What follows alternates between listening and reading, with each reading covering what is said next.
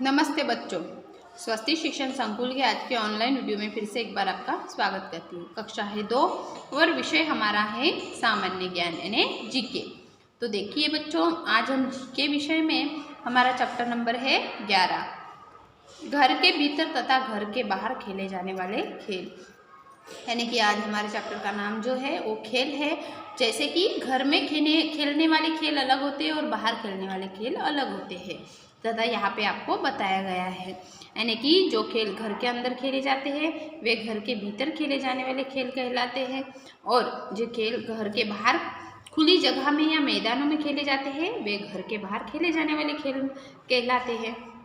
ये तो आपको पता होगा, क्योंकि घर में खेले वाले खेल को हम घर के भीतर जो खेलते हैं उसे घर के भीतर खेलने वाले खेल बोलते हैं, और जो बाहर यानी मैदानों में खेले जाते हैं, खुली जगहों में खेले जाते हैं, उसे घर के बाहर बोलते हैं। तो चलिए, घर के भीतर खेले जाने वाले खेल यानी कि जो यहाँ पे आपको खेल के चित्र बताए गए, ये सारे खेल हम घर के अंदर ही खेलते हैं। तो देखिए, पहले है शतरंज। शतरंज जो खेल है वो घर के भीतर ही खेला जाता है। फिर है सांप सीढ़ी। सांप सीढ़ी भी हम घर के अंदर ही खेलते हैं। अभी देखो बच्चों, सब बच्चों ने जब लॉकडाउन था कोरोना का, जब कोरोना था तब सब बच्चे अपने घर घर में अपने खेल खेलते थे। जैसे कि शतरंज है, सांप सीढ़ी है, लूडो है, कैरम है, टेबल टेनिस, ताश, ऐसे सारे खेल घर में खेले जाते थे। यानी कि अभी तो स्कूल चालू हो गई है ना, तो अभी तो आपको टाइम ही नहीं होगा खेल खेलने में। जब वेकेशन छुट्टियाँ होती है तब आप ये खेल खेल सकते हो। तो देखिए बच्चों, घर के अंदर हम शतरंज, सांप सीढ़ी है ना खेली होगी ना आपने, जब कोरोना का टाइम था तब आपने ये सारे खेल खेले होंगे अपने घर पे। फिर आपको यहाँ पे दिया है लूडो। लूडो भी आपने खेला होगा, है ना। लूडो जो सांप सीढ़ी के पीछे यानी पहले पन्ने में भी आता है लूडो गेम, जो आप इकट्ठा खरीदोगे तो वो आगे पीछे ही पन्नों में आता है। फिर है कैरम। कैरम में हम यानी कि कैरम भी आपने खेला होगा। कैरम में 4 बाजू में 4 लोग चाहिए जो कैरम खेल सकते हैं। लूडो में भी 4 लोग चाहिए। यानी सांप सीढ़ी में आप 2 हो 3 हो तो चलेगा, लेकिन शतरंज में खाली 2 ही लोग खेल सकते हैं, है ना। शतरंज में 2 लोग खेल सकते हैं, सांप सीढ़ी में आप 4 भी खेल सकते हो, 3 भी या 2 भी खेल सकते हो। फिर आपको यहाँ पे है लूडो। लूडो में आपको 4 लोग चाहिए। कैरम में भी 4 लोग का ही ये गेम होता है। फिर आपको यहाँ पे दिया है टेबल टेनिस।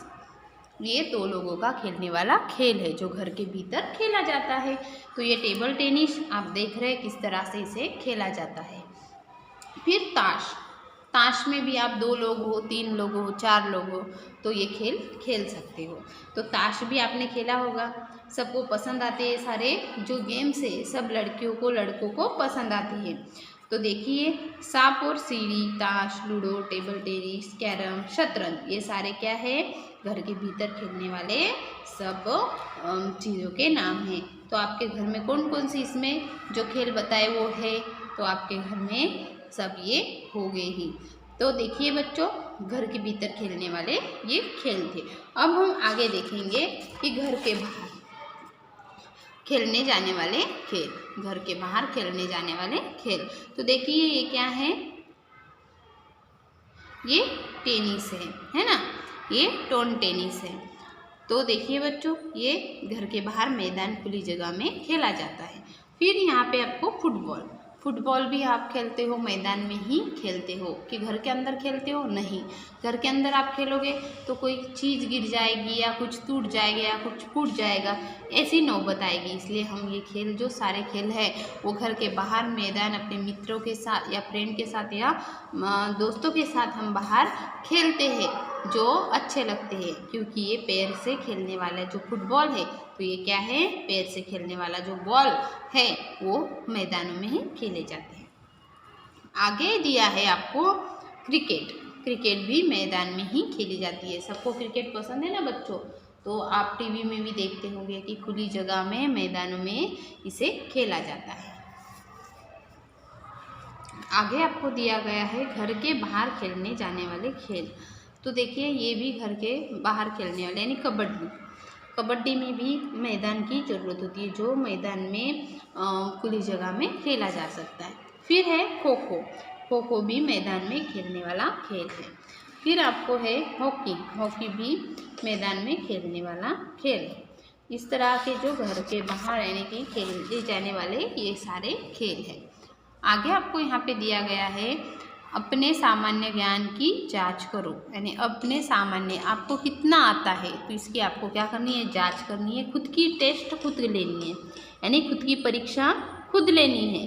कभी भी आप जब भी आपका कुछ रीड करते हो या अध्ययन करते हो तो आपको प्रश्न पूछना है, खुद से प्रश्न पूछना है कि आपको कितना आता है, तो ये आपकी टेस्ट हो जाएगी, है ना।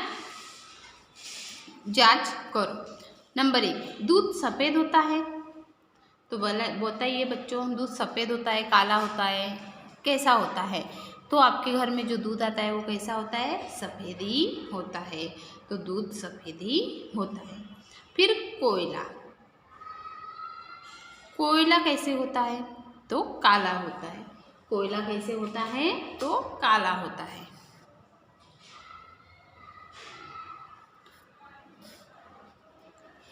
फिर तोते की चोंच कैसी होती है, आपने तोता तो देखा होगा।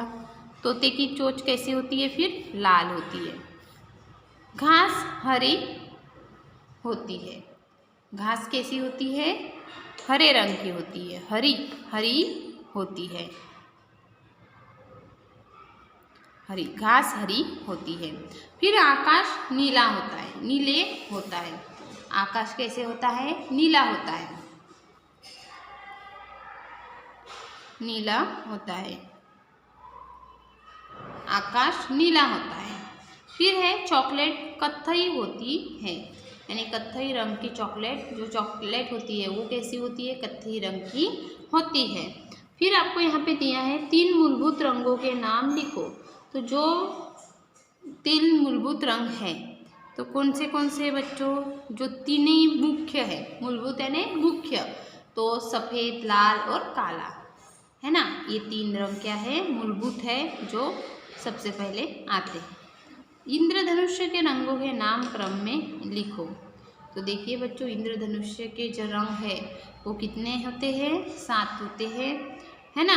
7 रंग का इंद्रधनुष्य होता है ना। तो उसे सप्तरंगी भी कहते हैं। तो पहला नीला, आसमानी, हरा, पीला, नारंगी, लाल, भूरा, इस तरह के वो कलर होते हैं जो इंद्रधनुष्य में होते हैं।